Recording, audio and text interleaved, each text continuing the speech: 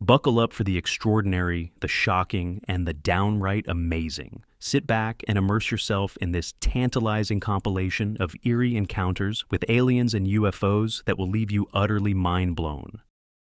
Let's dive in. Story 1. Dear Eerie Encounters, we are from London. My husband is an engineer and I'm a communications manager at an IT company. I've never been one to believe in the supernatural, but what my husband and I experienced in Madagascar has shaken me to the core. We were traveling through the country, hoping to explore the beautiful and remote rainforests of Massawa National Park. The roads were treacherous, so we hired a seasoned local guide to take us safely through the rugged terrain. Little did we know, what awaited us in that dense forest would be something far beyond any adventure we could have imagined. The drive to the village felt endless. The roads were rough, more like rocky trails, and we were constantly jolted in our seats. Our guide assured us we were on the right path, but it was hard to feel confident. By the time we reached the village, night had fallen, and we were exhausted. The village was small, perched on the edge of the rainforest, with just a few thatched roof homes. We stayed in a simple, locally run lodge. Nothing fancy, just wooden huts lit by lanterns. That night, I lay awake listening to the eerie sounds of the forest. We were completely isolated, and though I was curious, I couldn't shake a feeling of unease. The next morning, after a quick breakfast, we set off deeper into the rainforest. Our guide took us in a sturdy 4x4, navigating a narrow, rugged path that wound through thick trees and dense undergrowth. The deeper we went, the more isolated we felt, with no sign of civilization for miles. After what felt like hours of driving, our guide stopped at a clearing. We parked the vehicle and continued on foot, following a narrow trail that led even further into the jungle. The air was heavy with humidity, and the sounds of wildlife surrounded us. I was excited to see the heart of the rainforest, unaware that we were walking straight into a nightmare. As we ventured deeper into the forest, something unusual caught my eye through the dense trees. At first, it seemed like movement, maybe an animal, but as we moved quietly, my heart began to race. In a clearing ahead, partially hidden, stood 4 tall reptilian beings, unlike anything I had ever imagined. Their dark green scaled skin glistened, and they towered over 7 feet tall. Each of them carried cages filled with lemurs and other small animals, trapped and helpless. The sight made my stomach churn. The beings moved methodically, loading the cages onto a large cylindrical craft. The vehicle looked like some kind of alien spaceship, its metallic surface reflecting sunlight through the trees. We froze, watching in silence. Our guide motioned for us to stay quiet, and time seemed to slow. My heart pounded in my chest, fearing they might hear it. I clutched my husband's arm, willing myself to stay still. But then, in the stillness, I shifted slightly, and my foot brushed against a branch. The snap sounded deafening in the silence. Instantly, one of the reptilian beings stopped and turned its head toward us. Its slit-like eyes locked onto us, and I felt my breath catch. The others quickly noticed us, their cold eyes scanning the forest until all of them were staring. Time stretched unbearably, their gaze sharp and unblinking as they weighed their next move. Panic surged through me, and I knew we had to act. Suddenly, a low, guttural sound came from one of them, a signal. Without thinking, we turned and bolted. The silence shattered as we sprinted back toward the trail, fear pushing us forward. The forest became a blur, each snap of a twig or rustle of leaves sending terror through me. For a moment, I thought they weren't pursuing us, but then I heard it, a distant crash of something large moving through the trees. They were coming, not in a rush, but deliberately, as if giving us a head start. It felt like a twisted game. Their footsteps grew louder, closing in as we ran faster, the terror mounting, knowing they were just behind us, deciding when to strike. Every step felt like a race against time. Their heavy, pounding footsteps crashed through the undergrowth, growing louder with each second. We could feel them gaining on us, the sheer terror pushing us to run even faster, desperate to escape before they caught up. They were fast, far faster than I expected, and closing in on us. My legs felt heavy as panic surged through me, but I pushed forward, barely able to keep up with our guide. My husband was just ahead, urging me on as we dodged branches and uneven ground. The sound of the creatures grew louder, their guttural snarls sending chills down my spine. My heart pounded as we reached the 4x4, scrambling inside just as one of the creatures came into view, too close for comfort. Our guide slammed the door shut and sped off, the tires spinning in the dirt. I could still see the beings through the trees, watching as we made our narrow escape. We barely made it out, shaken and terrified, but we weren't safe yet. As dusk fell that evening, the village children came running, their faces pale with fear. They had seen the creatures. By their description, these were the same reptilian beings we saw earlier, lurking just beyond the edge of the village. Word spread quickly, and a tense silence settled over us as the night began. Later, as darkness enveloped the village, strange lights appeared in the sky, moving eerily above the trees. At first, they seemed distant, but soon they grew closer, hovering unnervingly near the village. The lights flickered in strange colors, casting a weird glow across the treetops. Then, a large craft with blinding lights descended slowly from the sky. It hovered low, right over the village, moving deliberately, as if searching for something. We stood frozen, watching in horror, knowing that whatever was inside that craft was connected to the beings we had seen earlier. The fear was suffocating, and I knew our ordeal was far from over. As the night grew darker, the air around the village became thick with tension. From inside our small hut, we heard it, the unmistakable sound of heavy footsteps, slow and deliberate, circling the village. My heart raced as the footsteps grew louder. It was as if something was closing in, hunting us. The villagers, sensing the danger, quickly decided it was time to take shelter. We gathered what we could and hurried to the chapel, the only place that felt remotely safe. The building was small and old, but it was the heart of the village, a place where they believed we might be protected from whatever was out there. Everyone huddled inside, terrified, whispering prayers under their breath. Two of the men, armed with rifles, stood near the door, determined to protect us. The sound of footsteps drew closer, and suddenly they fired shots into the sky, hoping to scare the creatures away.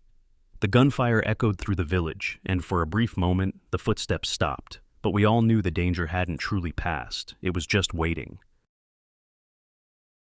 The night felt like it would never end.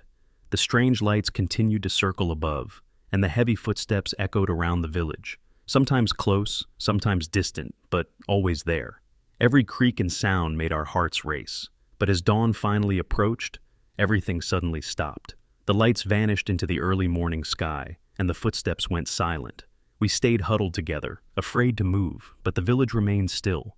As the sun began to rise, we knew the terrifying ordeal had finally come to an end, though the fear still lingered. The next morning, shaken and exhausted, we decided to leave the village. The fear from the night before still hung heavy in the air, and we couldn't bear to stay any longer. Our guide helped us pack quickly, and we made our way back down the treacherous roads toward Antananarivo, still on edge, glancing nervously into the forest as we drove. The rest of our holidays, we visited other parts of Madagascar and did not return to the rainforest. It's a beautiful country. Thank you for taking the time to read my story. Even now, thinking back to those nights in the tropical forest sends a chill through me. I still don't know what those beings were or why they were there, but one thing is certain. We were never meant to see them, and I pray we never do again. My husband believes they only wanted to scare us, for reasons we may never understand. He insists that if they truly meant us harm, they could have killed us the moment we stumbled upon them. But I'm not so sure. I can't shake the feeling that their intentions were far more sinister. Regards, Alice. Story 2. My name is John, and I'm not from this reality. I know that sounds crazy, but I swear it's true. I'm just a regular guy from Texas, nothing special about me, and I don't go in for wild stories or conspiracy theories. But something happened, and now I'm stuck in a world that isn't mine. It all started a couple of months ago. One morning I woke up, and right away something didn't feel right. At first it was little things, subtle, like a shift in the air. I couldn't put my finger on it, but it felt like the world was just off. I turned on the TV to catch the morning news, and that's when I saw the first thing that made my stomach drop. The news was full of coverage about a war in Ukraine.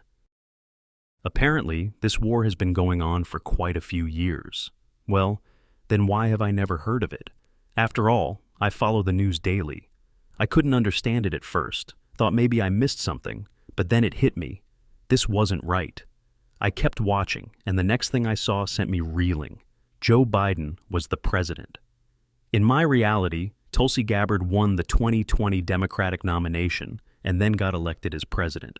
Not Joe Biden. No question about it. I remember it clearly, and I thought I was going crazy seeing Biden on TV, acting like he'd been president for years. I tried to shake it off, thinking maybe I was still half asleep, but then my wife called our son down for breakfast, and she called him James. That might not sound strange to anyone else, but our son's name is Jake. It's always been Jake. I asked her why she called him James, and she looked at me like I'd lost my mind. "John, his name's always been James," she said. That's when it hit me. Something had seriously shifted. I wasn't in the world I knew. I started looking around, paying more attention to the details. Everything seemed just a little bit off, like I was in some twisted version of my life. When I went to the garage to drive to work, I found another shock waiting for me. My 2023 Cadillac Eldorado was gone. Instead, sitting there was a strange model I've never seen, a Cadillac CT5V series. I don't know where it came from, but I sure as hell didn't buy it. Cars are my thing, so how is it possible that I have never heard or seen this model before? When did I buy it? Why don't I remember it? As strange, I had to discover that Eldorados have been out of production since about 2003. The more I thought about it, the more it all started to come together. The day before this happened, I saw something strange in the sky. A UFO, I guess you'd call it. At the time, I brushed it off, figured it was just a plane or maybe something military. But now, I can't help but think that UFO had something to do with this. Maybe it triggered whatever happened. Maybe it shifted me into this reality. I don't know how or why, but I'm stuck here, and everything feels wrong. I'm not sure what to do, but I can't shake the feeling that the UFO is connected to all of this. As the day went on, things just kept getting stranger. I got to work, but right away something was off. My coworkers, people I'd known for years, treated me like I was some junior employee. I'm in a senior management position where I come from, but here, it was like I'd been knocked down a peg. People were giving me tasks I wouldn't normally touch, and when I tried to correct them, they acted like I didn't know what I was talking about. It was frustrating as hell. I was trying to fit into a role I didn't belong in, like I'd been thrown into someone else's life. Every move I made felt wrong, like I was constantly out of place. I couldn't wrap my head around it. How could everything feel so familiar, but be so different at the same time? As I went through the day, I started noticing more odd things. Little details, like product names, logos, and even street signs, weren't the same. It upset me so much that I started Googling everyday facts, but it only made everything worse. Movies I knew inside and out had different plots or titles. Historical facts seemed off, too. Dates and events I'd known for years just didn't match up. In the office and socially, it was no better. A few people I knew did not exist or had different names. Some people I've never met seemed to have known me for years. It was like I'd been dropped into some twisted version of my world. It all felt disjointed, like reality had taken a wrong turn somewhere. At first, I thought I might be losing it. Maybe I'd had some kind of mental breakdown and didn't realize it. I wasn't sleeping well, and my mind was racing. So, I decided to see my doctor, hoping he could make sense of this. He listened, nodded, and gave me that look doctors give when they think you're completely nuts. Eventually, he sent me to a psychiatrist, who diagnosed me with psychosis. She said I was experiencing delusions, probably brought on by stress or trauma, and prescribed antipsychotic meds. I tried the meds for a while, but nothing changed. I wasn't seeing things that weren't there. I wasn't hearing voices or hallucinating. I was trapped in a world that wasn't mine, and no amount of medication was going to fix that. No one believed me, not the doctors, not my wife, not anyone. I tried to explain it to them, but every time I did, they just looked at me like I was crazy. My wife thought I was losing touch with reality, and my colleagues started avoiding me, like I was some kind of ticking time bomb. But I know I'm not insane. This isn't my world. Everything's different, and I'm stuck here, trying to figure out how the hell I got here, and how to get back. The more I think about it, the more I'm convinced the UFO I saw had something to do with it.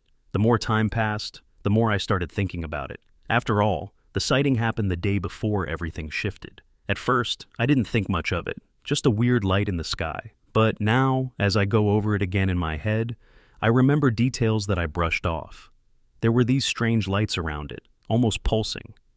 For a few seconds, it felt like time had slowed down, like everything got quieter and still. I remember staring at it for longer than I thought, and then it shot off so fast, there's no way it could have been a plane. The thing is, since I've been stuck in this reality, I've started hearing this high-pitched frequency. It comes and goes, but every time I hear it, it brings back these vivid memories of the UFO.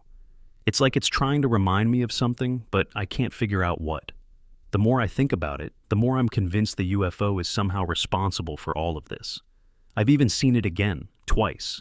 Both times, the feeling of dread was overwhelming. It just hovered in the sky, and then, just like before, it disappeared in the blink of an eye. Every time I see it, I feel like something bad is coming. And that's when I started noticing them, the men in suits. They're always hanging around, never too close, but always in the background. I'll be at the grocery store, and I'll catch one of them watching me from across the parking lot.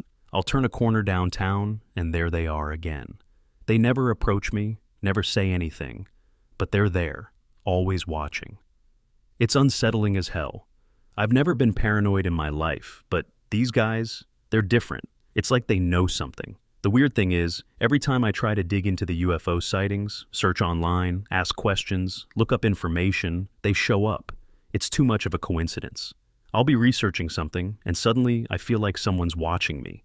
I look out my window, and there they are, standing across the street like they're waiting for me to do something. I don't know who they are, but they're not just random guys. There's something more to it. I've become obsessed with figuring this out. The UFO, the men in black, this new world I'm stuck in, it's all connected, I know it. It's like they're keeping tabs on me, making sure I don't find out too much.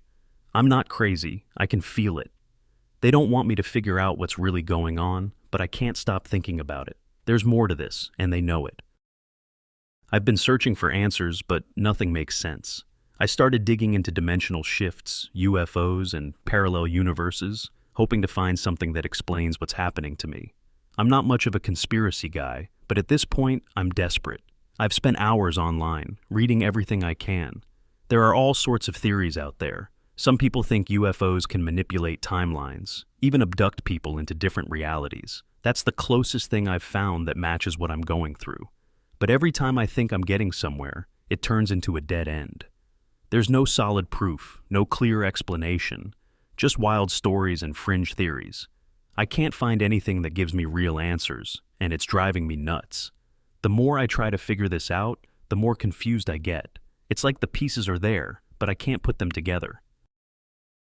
And things aren't getting any better at home. My wife doesn't understand.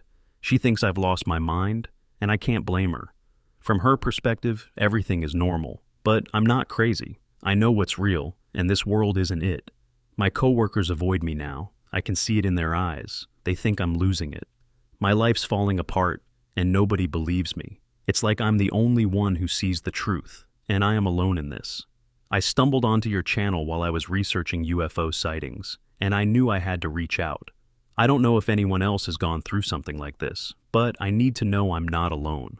I saw a UFO the day before everything shifted. Since then, my life's been a nightmare. The world around me isn't the one I belong in. My son's name is wrong, the president's wrong, even my car is wrong. And then there are those men in black and gray suits. They're watching me. I don't know who they are, but they show up every time I do a deep dive to find truth. I don't know how much longer I can handle this. I feel like I'm being suffocated by this world that isn't mine. The worst part is, I don't think I'll ever get back to where I came from. What if I'm stuck here forever?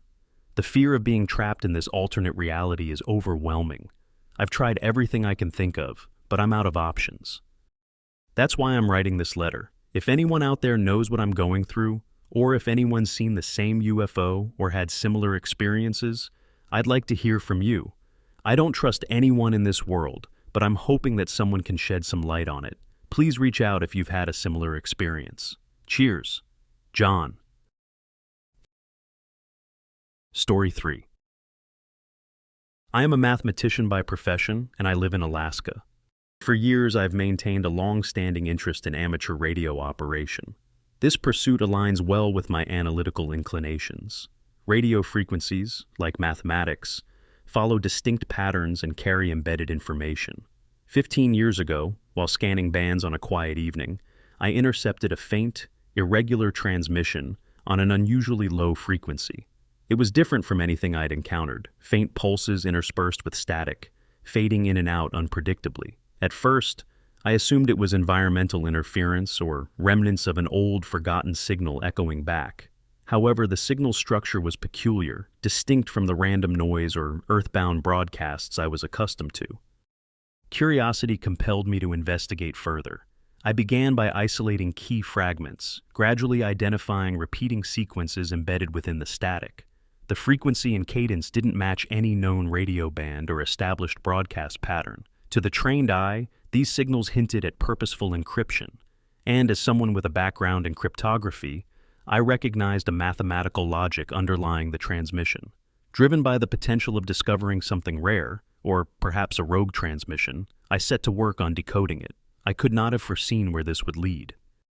As I delved further into the signal, it became clear that this was no ordinary broadcast. The transmission was sporadic, almost fragmentary, and would often fade to static before re-emerging. Yet, it was persistent. I'd encountered many faint, distant signals over the years, but this one operated on a frequency I didn't recognize, far outside typical commercial or military bands. The consistency of certain rhythmic pulses suggested intentional structure rather than random interference. I began by recording every instance of the transmission, meticulously logging timestamps and noting patterns. Certain segments repeated, though they seemed scrambled or incomplete. The intervals between bursts were inconsistent, but hinted at a sort of coded language or cipher.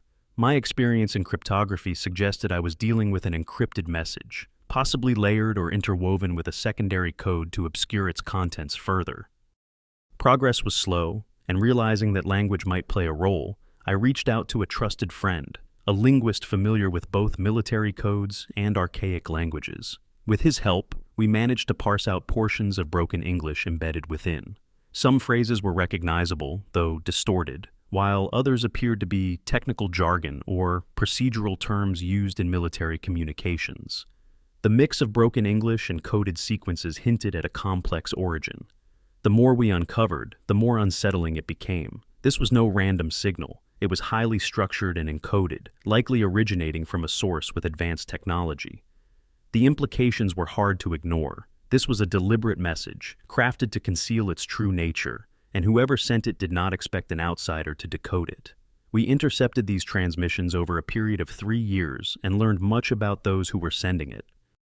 As we unraveled the transmission, an astonishing narrative began to emerge. The messages detailed a clandestine project initiated by the United States in the early 1980s, a colony on Titan, Saturn's largest moon. This wasn't simply an isolated outpost for scientific study. It was a strategic, high-stakes experiment with distinct Cold War underpinnings. The colony served as a safeguard, a fallback in case of existential threats to humanity. More surprisingly, it was established with the cooperation of a group referred to as the so-called Friends, extraterrestrials who had shared advanced technology and logistical support for the project. The message fragments revealed that this colony wasn't just a survival mechanism, it functioned as an embassy of sorts, a neutral territory to facilitate communication and cooperation between humans and the Friends. In a later broadcast, we managed to figure out that these aliens were genetically closely related to us, as one of the broadcasts contained information about one of the humans who entered a relationship with one of them. The couple apparently had, according to their words, a healthy young boy with blue eyes and white hair, and looked very much like his alien dad. The Cold War context became more apparent as the messages referenced the colony as a security guarantee for U.S. interests, a way to secure human continuity beyond Earth's immediate reach. But as we decoded more, we found evidence that the project had been abandoned. Sometime in the early 2000s, funding and direct support were cut, and communication dwindled.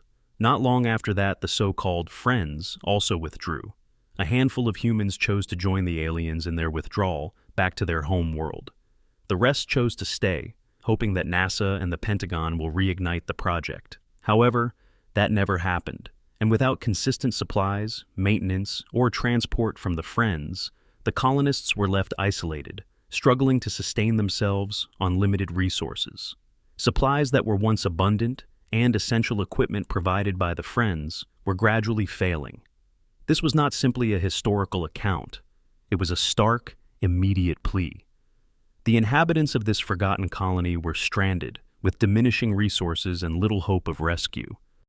As we decoded the transmissions over the years, the situation of the outpost went from not great to grim. The messages indicated that the outpost was approaching total collapse. Their primary technology, much of it designed and maintained with assistance from the Friends, was failing. Communications equipment was intermittent, food supplies nearly depleted, and essential medical resources long exhausted. The outpost had managed to establish small-scale domed agriculture, but what they could produce fell far short of sustaining the population. It became evident that their current food reserves were barely enough to support them much longer. The most pressing issue appeared to be their power source. They operated a nuclear reactor, a critical component enabling their survival in Titan's extreme conditions. However, reactor maintenance required specialized parts and technical knowledge, both of which the Friends had provided up until a few years prior. For reasons unexplained in the messages, the Friends had abruptly withdrawn support, cutting off transport and abandoning the outpost to fend for itself. Without the necessary parts and expertise, the colonists faced a near impossible choice: keep the reactor running and risk a catastrophic failure, or shut it down and surrender to the cold, lightless void Titan would quickly become. It was a classic survival dilemma, scientifically unsolvable without external resources. These messages read less like reports and more like a final plea, the voices of an outpost on the edge of extinction, abandoned by those who had once assured their security. The decoded messages hinted at limited, sporadic communication with high-ranking U.S. officials, an unusual backchannel that had remained active long after the project's official abandonment. For years, the colonists managed to send updates, detailing their deteriorating conditions and urgently requesting aid. They communicated carefully, knowing that any direct link to the public would raise questions the government likely preferred buried. But these channels remained highly restricted, accessible only to a select few with knowledge of the original mission's scope and classified status. The tone of their messages shifted gradually. Early transmissions conveyed cautious optimism, requests for technical support, and appeals for essential supplies. However, as time went on and their technology further degraded, the appeals became increasingly urgent, even desperate. The colonists openly questioned whether their situation was now being deliberately ignored. Their requests for help had become pleas, their hope diminishing with each unanswered transmission. The underlying issue, as I interpreted it, was logistical. No U.S. agency could reach Titan independently. NASA, already stretched by terrestrial missions and lacking the propulsion technology for such a journey, was unable to mount a retrieval operation without external assistance. The Friends, who had once managed transport and technical aid, had severed contact entirely, leaving the outpost's fate in bureaucratic limbo. Their last messages hinted at resignation, a grim realization that help, though only a transmission away, would never come. The last transmissions I managed to decode were haunting, difficult even for me to process in purely analytical terms. By this point, the colonists had lost all hope of a rescue. Their final messages shifted focus, moving away from requests for technical support or supplies, and instead documenting their names, their lives, and the memories of what they had sacrificed for the outpost. These were no longer structured reports, but deeply personal accounts, testaments of people who knew they were about to be lost to history. It was clear they wanted someone, anyone, to remember them and the experiment that had left them stranded on a frozen moon far from Earth. Some of the messages included personal goodbyes, written with a raw honesty that felt out of place amid the clinical detachment I'd come to expect from encrypted transmissions. They expressed regrets, some over leaving Earth, others about declining the Friends' invitation to travel to their home world. Instead, they had chosen to remain on Titan, trusting that NASA and the Pentagon would eventually come back for them. Now, all hope was gone. A few messages contained instructions to family members, mementos of what they had done and seen, and warnings about the brutal conditions on Titan. As I continued decoding, my friend, who had been helping with the language, mentioned our project to a colleague in passing. I'm not sure what exactly he said, but it was enough. Soon after, I had a visit from 5 men, claiming to be from the FBI. They displayed credentials and informed me they needed to search my home for illegal transmissions and classified material. I knew something wasn't right from the start. Their manner was professional but unnervingly direct, as though this was a routine sweep. I picked up my phone and called my lawyer. As he answered, one of them took the phone from me. He then walked off with it. A few minutes later, he returned, handed it back. My lawyer was still on the call, but all he had to say was, "It would be in your best interest to let them proceed." Then he abruptly hung up. I tried calling back, but there was no response. They confiscated everything. My computers, external hard drives, notebooks, all my recordings and decoded data were taken without further explanation. I'd meticulously documented everything, every fragment and timestamp, every translation my friend and I had painstakingly constructed. And now, all of it was gone. In their final words, the colonists had hoped their story would be preserved. They hadn't expected to be rescued, only remembered. I wish I could honor that. Years have passed since those final transmissions, yet the weight of the outpost's story remains with me. I'd buried the experience, knowing that revealing it could lead to consequences I wasn't prepared to face. But I can't ignore the gravity of what I uncovered, a hidden chapter of human history, written on Titan's desolate surface, where humanity once reached beyond Earth, only to abandon those who ventured so far. Their messages were more than data. They were voices, people isolated by both distance and secrecy. These colonists deserve recognition, even if we failed them. Perhaps it's too late to change their fate, but remembering them feels essential. Their existence, brief and concealed, marked a moment when humanity touched the stars, only to withdraw, leaving a handful of souls lost in the silence of space. Story 4. Hi there. Please fix up my writing for your audience. Writing is not my thing. Driving through the Nevada desert at night is something I've done more times than I can count. I'm used to the solitude, the long stretches of empty highway with nothing but the hum of the engine and the occasional crackle of the CB radio to keep me company. It's peaceful, in a way, just me and the road. That night wasn't any different, at least at first. The stars above were as clear as I'd ever seen them, the desert stretching out endlessly. The only sound was the steady rhythm of the tires on the asphalt, and the glow of my dashboard lights was the only thing breaking the darkness inside the cab. I sipped my coffee, already lukewarm, and kept my eyes on the road ahead. That's when I saw it, a flicker of light on the horizon. At first, I didn't think much of it, probably just a tower beacon, I figured, or maybe a plane heading toward Vegas. Nothing unusual. But as I kept driving, the light caught my attention again. It wasn't steady, like a tower beacon should be. It pulsed, almost like it was alive, and then it started to move. Not the smooth, straight path of a plane or helicopter, but erratic, almost jittery movements, left, right, up, and down. I leaned forward, squinting through the windshield. My first thought was maybe I was just tired, that my eyes were playing tricks on me, but the light was still there, pulsing and dancing in ways that made no sense. The further I drove, the brighter it became, and the more I realized this wasn't something I'd ever seen before. The hairs on the back of my neck stood on end. Whatever it wasn't normal. The light didn't just stay on the horizon. It moved. It started heading straight toward me, fast and deliberate, like it had locked onto me. My heart began to race as the glow grew brighter and brighter, flooding the road ahead and erasing the desert landscape from view. Before I could even think to pull over, the light swallowed my truck whole. It wasn't just bright, it was overwhelming. I couldn't see anything outside the cab, not even the hood of the truck. My heart pounded as a deep, resonant hum filled the air, vibrating through the steering wheel and into my chest.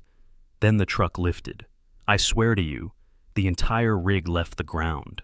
The sensation was unlike anything I'd ever experienced. Weightlessness, like I was floating. My coffee cup slid off the dashboard and hung in midair for a second before drifting toward the passenger seat. I clung to the wheel, though it felt useless, as the humming grew louder and deeper. I couldn't even process what was happening. My mind kept screaming at me to figure it out, to do something, but there was nothing I could do. I was completely at the mercy of whatever was out there. And then, just as suddenly as it had started, it was over. The light vanished, and the truck slammed back onto the road with a jarring thud. My head snapped forward, and the cab rattled like it might come apart. The hum was gone, replaced by the deafening silence of the desert night. For a few moments, I just sat there, my hands locked on the wheel and my breath coming in shallow gasps. Everything felt wrong, off in a way I couldn't put into words. I glanced at the dashboard and froze. The clock showed 3:27 a.m. 3 hours. 3 hours had somehow passed since I'd last looked at the clock. I turned on my high beams and scanned the road around me. It didn't look familiar. The landmarks I'd been following were gone, replaced by a stretch of highway I didn't recognize.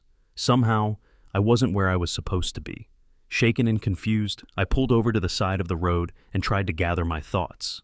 What had just happened? How had I lost hours of time, and how had I ended up somewhere else entirely? My chest felt tight, my hands shaking on the wheel. All I knew was that whatever I had experienced wasn't normal, and I wasn't alone. As I sat there on the side of the road, heart racing and hands trembling, I couldn't stop myself from thinking about my dash cam. Maybe, just maybe, it had captured something, but when I checked it, my stomach dropped. The footage was gone, all of it. The memory card was intact, the device still powered on, but everything from the time I first saw the light to when I pulled over was nothing but corrupted static. No sound, no image, just an eerie, unbroken buzz that made my skin crawl. I rewound it, fast-forwarded it, tried every setting I could think of, but there was nothing. It was as if those hours had been wiped clean from existence. Whatever had happened, it left no trace behind, no proof that it had ever occurred. The lack of evidence should have comforted me, I suppose. If there was nothing to show anyone, then I didn't have to explain what happened, but instead, it gnawed at me. If even my dash cam couldn't make sense of it. I haven't told anyone about that night. Who would believe me? A trucker claiming he was lifted off the ground by a strange light and lost hours of time? It sounded crazy, even to me. Without proof, it felt easier to just keep quiet. And yet, I can't forget it. Every time I'm out on those dark, lonely highways, the memories creep back in. The pulsing light, the humming, the weightlessness, all of it replays in my mind, as vivid as the moment it happened. I don't know if it'll happen again. A part of me hopes it doesn't, but another part fears it already has, to someone else. Maybe they're out there right now, sitting on the side of some desolate road, trying to make sense of the impossible, just like I was. Story 5. Hi, to you and your listeners. I've been working this farm for over 20 years. Early mornings and late nights are just part of the job. There's always something to tend to, whether it's feeding the animals, fixing fences, or keeping an eye on the fields. It's quiet work, usually predictable, and I like it that way. That's why, when I heard noises coming from the barn in the early hours of the morning, it immediately set me on edge. I finished checking on the cattle 2 hours earlier, and everything had seemed fine. But now there were strange sounds, low thumps, and what almost sounded like a faint, metallic clicking. I grabbed my flashlight and headed toward the barn, the cold night air biting at my face. The noises grew louder as I approached. I could feel my stomach tightened with concern. Maybe it was just a coyote nosing around, I thought, but something about the sound didn't feel right. It wasn't animal-like, not entirely. The moment I stepped into the barn, I knew something was wrong. The air was thick, almost stifling, and the usual smells of hay and livestock were overpowered by a faint, acrid scent that I couldn't place. The animals were huddled together in one corner, pressed so tightly against the far wall that it looked unnatural. Cows that usually wandered lazily in their stalls were now trembling, their eyes wide with fear. Even the chickens, usually restless, were utterly silent.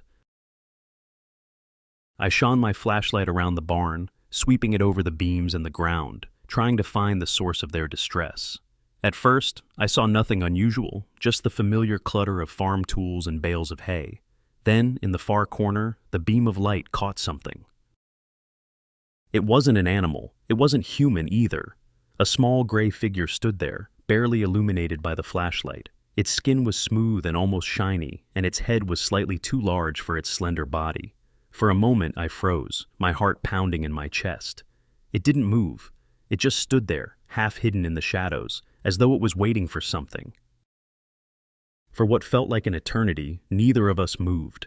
My flashlight trembled in my hand, the beam flickering slightly, as if the light itself was uncertain about illuminating whatever stood before me. The figure finally shifted, a subtle motion that made my heart lurch. It turned its head, not toward me, but toward one of the cows huddled in the corner. Slowly, it raised a thin arm, holding a small device that glowed faintly, casting a soft blue light onto the barn walls.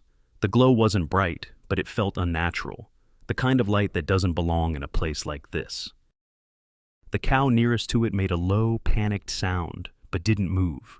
The device emitted a faint hum as the figure waved it in a deliberate motion over the animal, almost like it was scanning or examining it. I wanted to shout, to do something, but my body wouldn't cooperate. I stood there, frozen with fear, every muscle in my body locked in place. My mind screamed at me to run or confront whatever this was, but I couldn't bring myself to move. The figure didn't seem to notice me, or maybe it just didn't care. Its gestures were precise, almost methodical, as if this was something it had done countless times before. I had no idea what I was witnessing, but the sheer impossibility of it kept me rooted to the spot, my breath shallow and my pulse hammering in my ears. Before I could summon the courage to act or even speak, the figure lowered its arm, the faint glow of the device disappearing as abruptly as it had appeared. For a moment, it stood motionless, as if considering its next move, or perhaps sensing my presence after all. Then, without warning, a brilliant flash of light erupted from where the figure stood. It wasn't blinding, but it was enough to force me to blink and shield my eyes. When the light faded, the figure was gone. The barn was silent once again. The air felt lighter, the strange, acrid scent had vanished, and the animals, though still tense, began to stir cautiously. Nothing had been disturbed, nothing had been harmed, and yet, everything about the moment felt impossibly wrong. I stood there for a long time, gripping my flashlight as my mind raced to comprehend what I'd just witnessed. It was as if reality had fractured for those brief moments, offering me a glimpse into something I wasn't meant to see. In the weeks that followed, I found myself watching the cow that had been closest to the figure. At first, I thought nothing had changed. After all, it seemed unharmed, just as it had been before. But as time went on, I started noticing little things. The cow was healthier, stronger. It seemed more energetic, its coat shinier, and its appetite more robust. While the other animals remained unchanged, this one stood out. It was subtle at first, but soon, even my wife mentioned how good it looked. I didn't know what to say. I couldn't tell her what I'd seen. And I haven't told anyone else either. Who would believe me? A farmer claiming an alien showed up in his barn and scanned one of his cows? It sounds ridiculous just thinking about it, but I can't forget it. No matter how much I try to rationalize or push it out of my mind, the memory lingers. The gray figure, the glowing device, the way it vanished without a trace, it's all burned into my thoughts. Every time I step into the barn at night, I find myself glancing into the shadows, half expecting to see that faint blue glow again. Whatever it was, I doubt I'll ever understand it. But one thing's for sure, I'll never look at the quiet nights on my farm the same way again. Cheers, Anonymous Farmer. Story 6. I've always loved the quiet of the wilderness at night. There's something calming about being alone under the stars, surrounded by the sounds of nature. As a park ranger, patrolling the reserve after dark is one of my favorite parts of the job. It's a time to make sure everything is as it should be. No poachers sneaking around, no campers setting up where they're not allowed, and no wildlife in distress. Most nights, it's uneventful, just the rhythmic chirping of crickets, the occasional hoot of an owl, and the rustle of leaves in the cool breeze.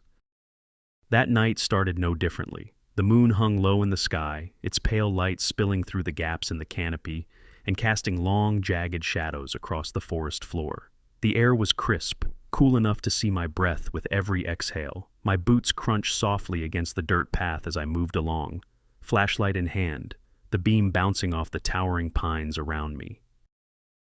Usually the silence of the forest feels serene, even protective, like the trees themselves are keeping watch. But that night, something felt off. The stillness seemed unnatural, the kind of silence that weighs heavy in the air, making you hyper-aware of every small sound. It wasn't just quiet, it was a void, like the forest was holding its breath, waiting for something. I paused for a moment, sweeping my flashlight in a slow arc. The light cut through the shadows, illuminating nothing out of the ordinary, but I couldn't shake the feeling that I wasn't alone. It wasn't fear exactly, more like a sense of unease, a creeping awareness that the usual rhythms of the forest were missing. I shook it off as overthinking. It wasn't uncommon to feel a little spooked on late-night patrols. Your mind could play tricks on you out here. But as I continued down the trail, the unease clung to me, growing heavier with every step. As I rounded a bend in the trail, the beam of my flashlight caught something reflective in the distance. At first, I thought it might be trash, a piece of foil or an aluminum can discarded by a careless hiker. Trash wasn't uncommon, unfortunately, even in a protected reserve. I sighed, mentally preparing to pick it up and carry it back to the ranger station. But as I drew closer, the glint took on an unusual quality. It wasn't crumpled or jagged like foil, it was smooth, almost unnaturally so. My footsteps slowed as the object came into full view, partially hidden among the trees. It was metallic, its surface gleaming in the moonlight, and perfectly smooth, like polished steel. There were no seams or imperfections, no dents or scratches that suggested it had been left there by human hands. It wasn't large, about the size of a small car, but its shape was unusual, almost organic, like it had been molded rather than built. Then I noticed the sound. A faint hum emanated from the object, steady and rhythmic, almost like a low-frequency vibration. It wasn't loud, but it was enough to send a chill up my spine. The air around it felt different, heavier somehow, as if the object was disrupting the stillness of the forest. I stopped a few yards away, unsure of what I was looking at. Maybe it was experimental equipment left behind by researchers, I thought. But what kind of experiment would require something so strange, and why would it be abandoned in the middle of nowhere? The thought didn't sit right. The closer I looked, the more the object seemed out of place, not just in the forest, but in this world. I stood there for what felt like minutes, my flashlight trembling slightly in my hand. My logical mind raced to make sense of it, but the unsettling hum and the almost alien perfection of the surface overwhelmed my thoughts. Something about it felt wrong. I was debating whether to step closer or turn back when movement caught the corner of my eye. My breath hitched, and my flashlight swung instinctively toward the source.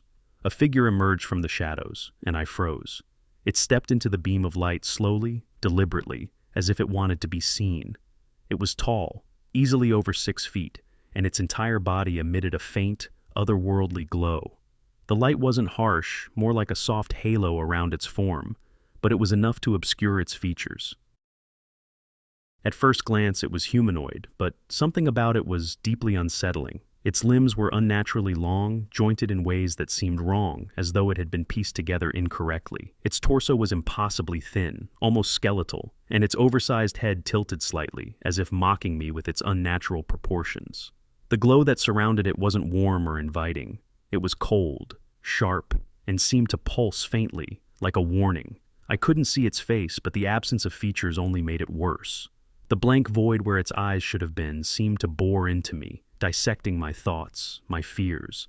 The thing radiated something far more than intelligence. It was malevolence, a calculated awareness that sent a chill up my spine.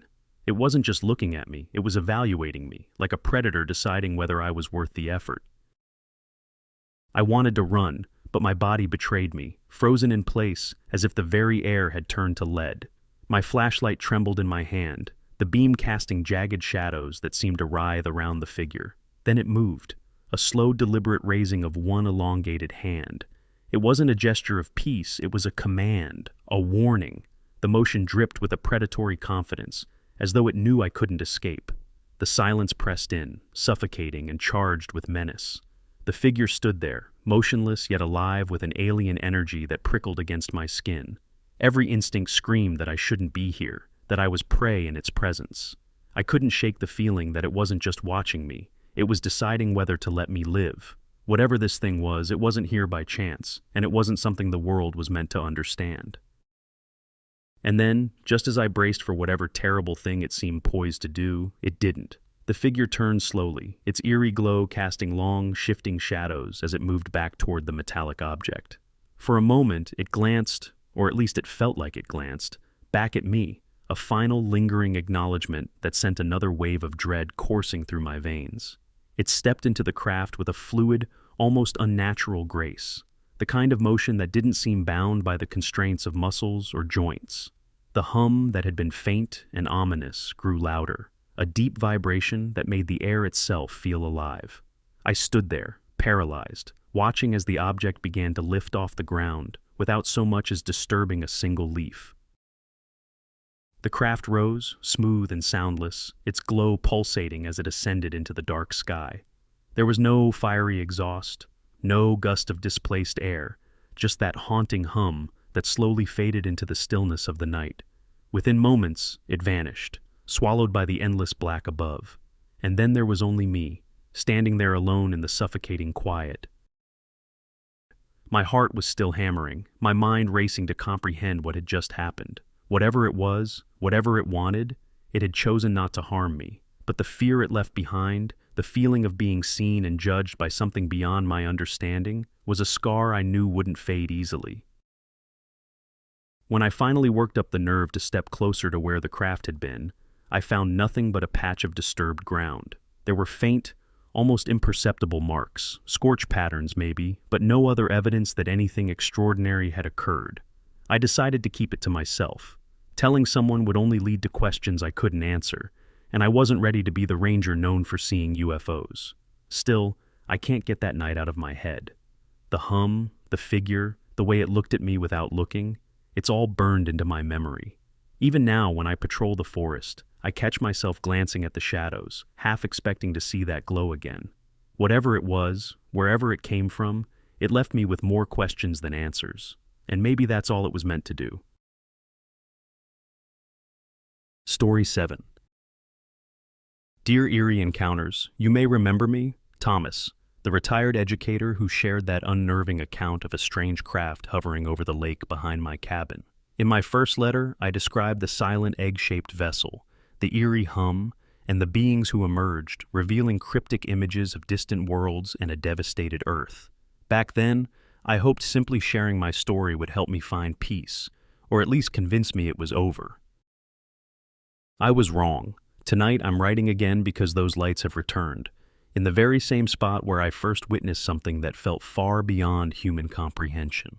At dusk, I saw the faint glow bobbing on the water, and every unsettling detail from that original encounter rushed back.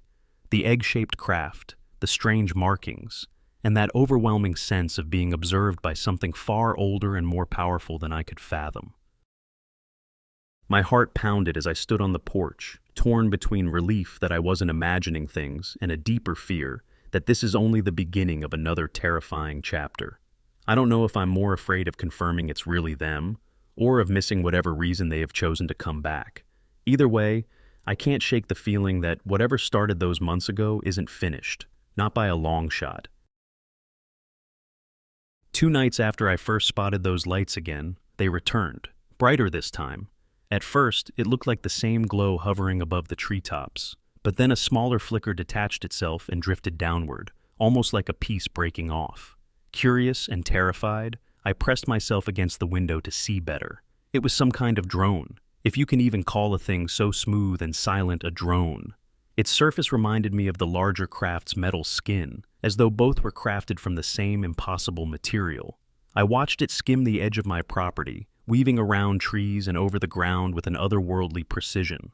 Wherever it passed, the bark on the nearest trunks charred and smoked, leaving dark, blistered marks in its wake.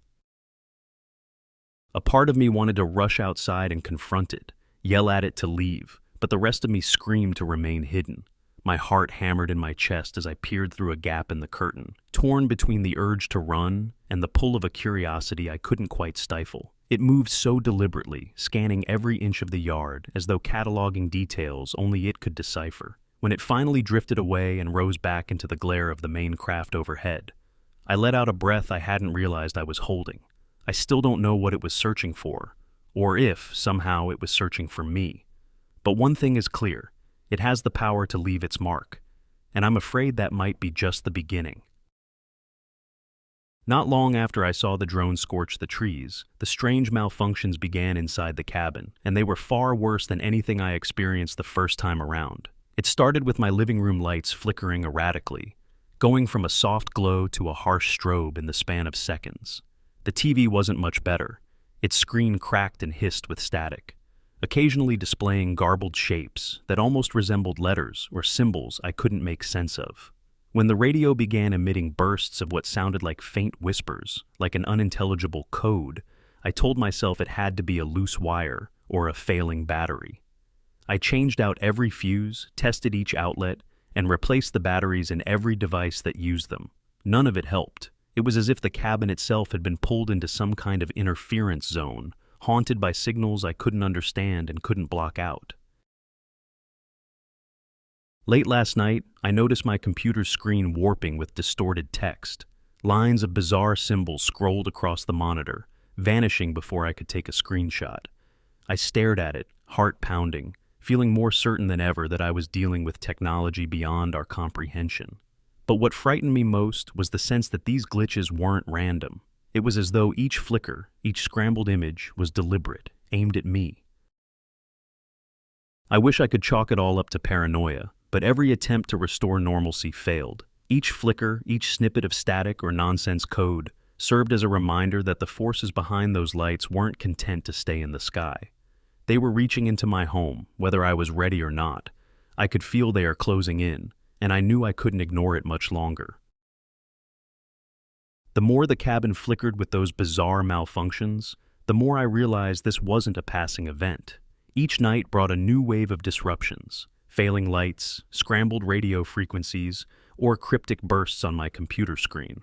Part of me wanted to pick up the phone and call the local police or even some government hotline, but the thought of explaining this kept me paralyzed. Who would believe that a drone from an alien craft was scanning my property? Even if they did, I am worried about a bigger cover-up looming behind the scenes.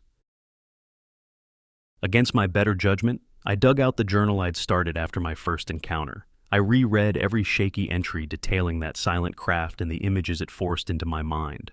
Distant worlds, cryptic symbols, and that overwhelming sense that they were far beyond our understanding. Comparing those notes to what I was facing now only confirmed my growing suspicion. The craft's return wasn't random. They, or it, had come back for a reason. Late one evening, as the lights flickered yet again, I caught a glimpse of my reflection in the darkened TV screen. Eyes wild, shoulders tense, like a man driven to the edge by something no one else would ever believe. The logical educator in me said to keep gathering evidence, maybe record the glitches or the drone's hums on my phone, but each day that passed chipped away at my sense of normalcy. I became convinced that if I didn't do something soon, didn't confront whatever was behind those lights, I might never escape the hold they had on me. With that final thought, I decided to take action. I didn't know exactly how, but one thing was certain. I couldn't just sit in that flickering cabin, waiting for the next sign. Something had to give. Somewhere, between exhaustion and desperation, I found myself standing by the dock just after midnight, gripping a flashlight like it was the only thing tethering me to my sanity. The flickering lights in my cabin and those scorched patterns on the trees had become too much. Every logical bone in my body begged me to stay indoors, lock every door, and hope this ordeal would pass. But logic had long since lost its battle against the pull of those lights, and the drone that seemed to be a silent herald of something more. The night was unusually quiet. Even the frogs and crickets seemed to sense my tension, their usual chatter replaced by an unsettling stillness. As I stepped onto the dock, I noticed a faint glow dancing across the lake's surface. I couldn't tell if it was the drone or the craft above, but I knew I wasn't alone. About 10 yards from shore, the glow intensified, shifting in shape like it was forming intricate symbols in midair. At times, it almost looked like writing, alien and methodical. My heart pounded so loud I could feel it in my ears. Should I shine my flashlight at it, wave, call out, or simply watch?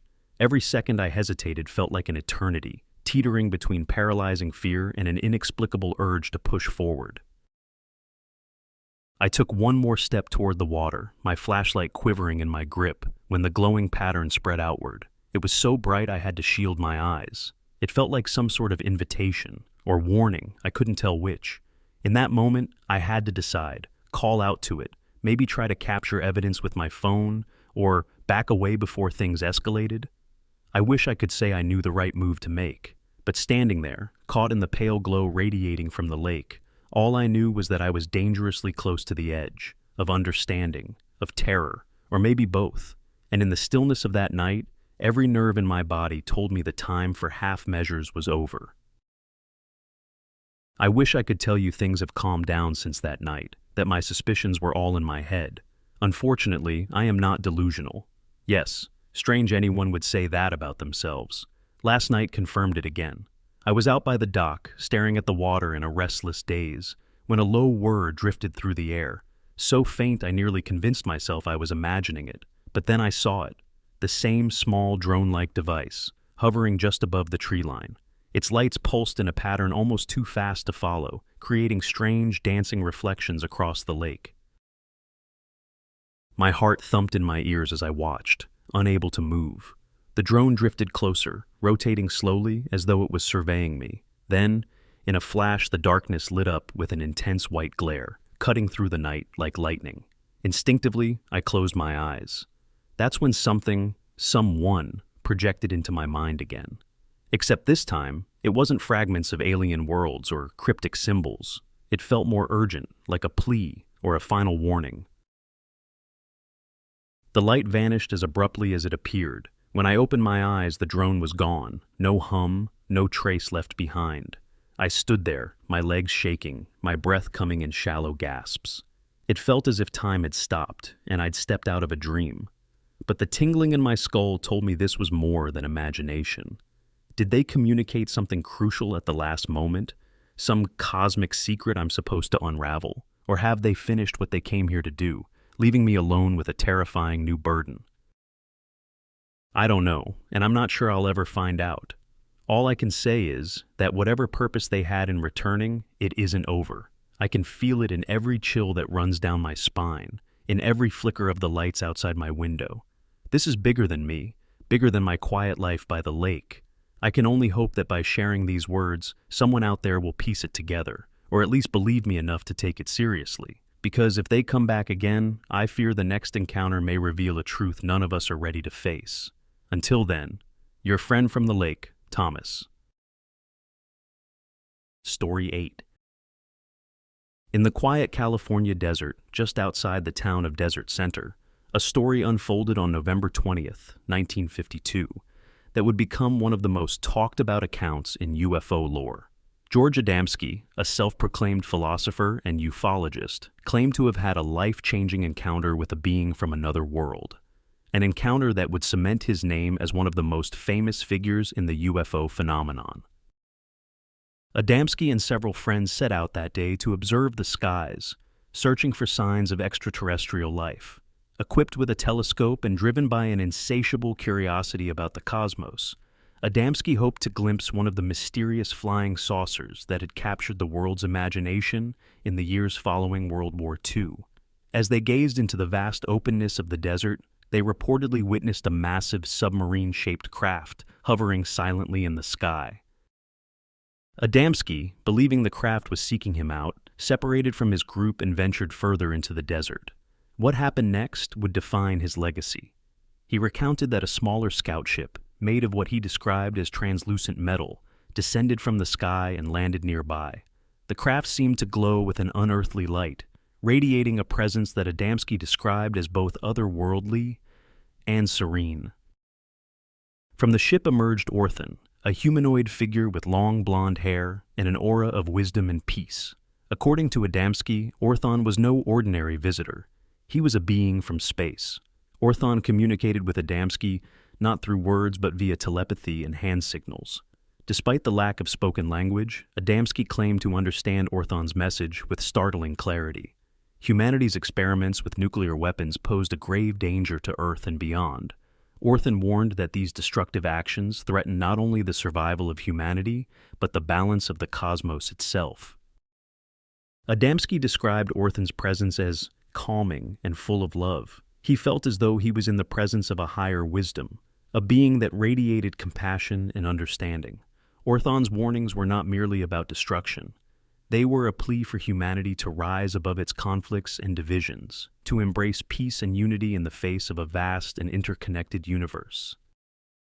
The tall white alien phenomenon is one of the most compelling narratives in UFO lore. These extraterrestrial beings are often described as humanoid in appearance with pale skin and light blonde or white hair. Though most reports suggest them as about 7 to 8 feet tall, some are of normal human height. Their eyes, often depicted as larger than human eyes, are said to convey a profound intelligence and an air of calm. Those who claim to have encountered them frequently describe a sense of awe in their presence, as though they radiate an alien wisdom and sophistication. Orthon fitted this general description, though his physical height was below that of what is generally associated with tall white aliens. Encounters with tall white aliens often share common themes. These beings seem to be peaceful, highly advanced, and deeply concerned with the well-being of Earth and its inhabitants. Their interactions with humans frequently involve telepathic communication, offering profound messages about humanity's trajectory. Among their most emphasized warnings is the danger posed by nuclear weapons and humanity's potential for self-destruction. These accounts suggest that the tall whites have a vested interest in Earth's future, not only for the sake of humanity, but for the preservation of a greater cosmic order. Unlike more sinister alien encounters, such as abductions or invasions, the tall whites are often thought to act as silent observers or even protectors of humanity.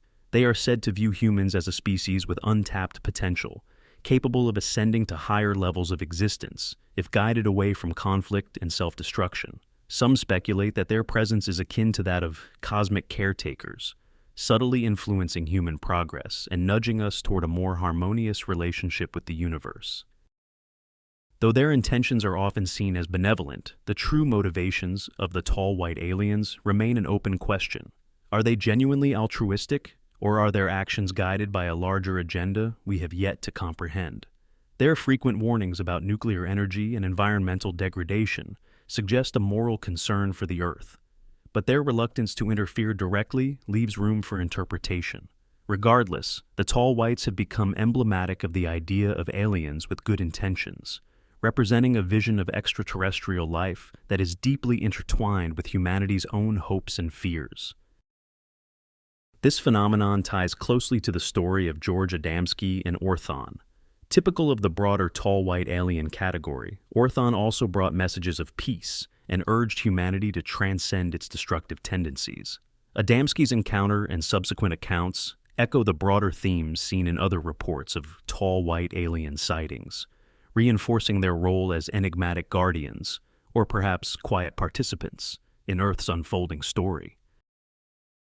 As proof of their meeting, Adamsky claimed Orthon requested a blank photographic plate. When the plate was returned, it bore strange, unexplained symbols. Symbols Adamsky believed were a form of advanced extraterrestrial communication. Additionally, Orthon left behind imprints of his footwear in the sand, which Adamsky and his companions later cast in plaster. These imprints bore mysterious markings that were thought to hold deeper meanings, further evidence of Orthon's visit.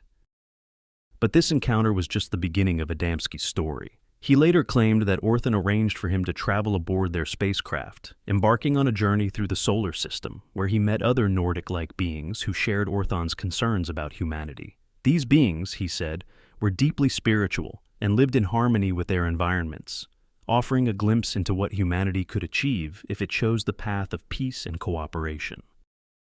Adamsky shared his experiences with the world through lectures and books, including Flying Saucers Have Landed, co-written with Desmond Leslie, and Inside the Spaceships. These works detailed his encounters with Orthon and other extraterrestrial beings, capturing the imagination of readers and becoming bestsellers. Through his accounts, Adamsky painted a vivid picture of a universe teeming with life that watched over Earth with concern and hope for its future. The story of Adamsky and Orthon also sparked a cultural phenomenon. His descriptions of Nordic aliens, tall, benevolent beings with human-like features, helped shape the popular image of extraterrestrials as spiritual guides or cosmic guardians. This depiction resonated with people around the globe, particularly in post-war Japan, where Adamsky's work inspired a wave of UFO-related media and culture. Despite skepticism from scientists and researchers, Adamsky's followers believed in his vision of extraterrestrial life as a force for good. To them, Orthon was more than just a visitor from another planet. He was a messenger of hope, a symbol of a greater cosmic connection. Adamsky's message, that humanity was not alone and that it had the potential to achieve peace and harmony, continued to inspire those who heard it. Adamsky's legacy, though controversial, remains a cornerstone of UFO lore. His encounter with Orthon speaks to a deep-seated human yearning for connection, understanding, and a brighter future. Whether Orthon was truly a visitor from Venus or a symbol of humanity's higher aspirations, the story invites us to reflect on our place in the universe and the choices we make as a species. Let us know what you think. Was Orthon a genuine messenger from Venus with good intentions, or was Adamsky sharing a visionary tale meant to inspire peace and unity? Whatever the truth, the story of George Adamsky and Orthon remains one of the most enduring and thought-provoking tales in the history of UFOs. Stay tuned for more cosmic stories. Please like and subscribe and click the bell button to receive updates of more mysterious and fascinating tales.